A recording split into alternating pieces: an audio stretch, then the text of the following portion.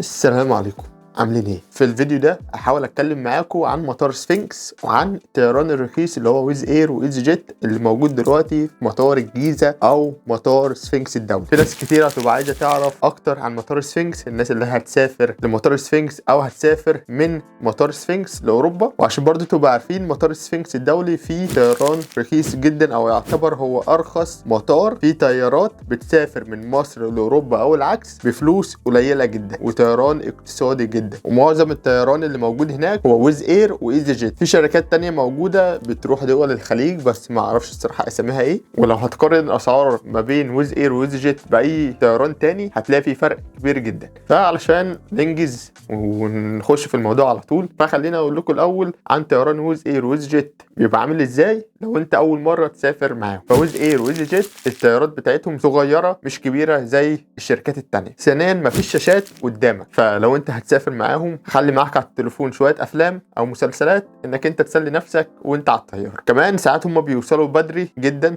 يعني انا لما كنت رايح من بريطانيا لمصر وصلت 40 دقيقه بدري، وانا راجع برضو وصلت حوالي نص ساعه بدري، ودي حاجه كويسه. الكراسي بتاعتهم طبعا مش احسن حاجه، طبعا هتبقى مش مريحه. لو انت عايز تاكل على الطياره هتجيب اكل معاك، وينفع تاخد اكل معاك على الطياره تاكله هناك، بس ما تجيبش حاجات سائله. هات مثلا سندوتشات او اي حاجه زي كده خدها معاك على الطياره، حطها في الشنطه وخدها معاك على الطياره وكلها في الطياره عادي، مفيش اي مشكله في الكلام ده. او ممكن تاكل من الطياره، بيبقى في منيو، فلو انت جعان ممكن تجيب لك وجبه من عندهم. وبرده عندهم سوق حر، فهتلاقي مجله قدامك فيها كل حاجه عندهم على الطياره، برفانات، ساعات، سجاير، اي حاجه انت عايزها ممكن تشتريها من الطياره. ندخل بقى على مطار سفنكس الدولي، وهو الصراحه مطار جميل ونضيف. هو صغير مش كبير، فلو في رحلتين نازلين مع بعض هتلاقي الدنيا ايه بعافيه شويه. بس هو المطار لسه بيتجهز، مفيش سوق حره، في مطاعم وفي كافيهات ممكن تقعد عليها هناك، بس مفيش سوق حره. طبعا الطابور هناك هو طابور واحد لكل الجنسيات، كلهم بيقفوا في طابور واحد. فلو في رحلتين زي ما قلت من شويه نازلوا مع بعض هتلاقي الدنيا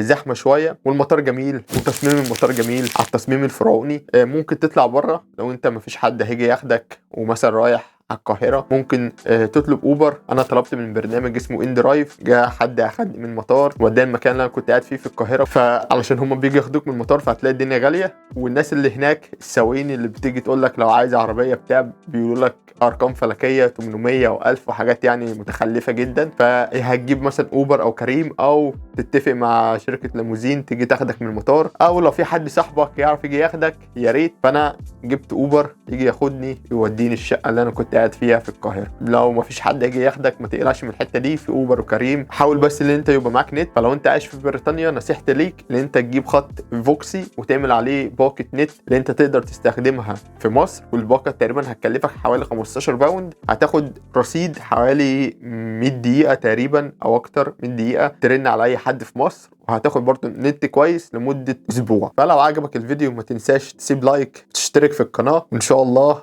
اشوفكم في الفيديو الجاي. السلام عليكم.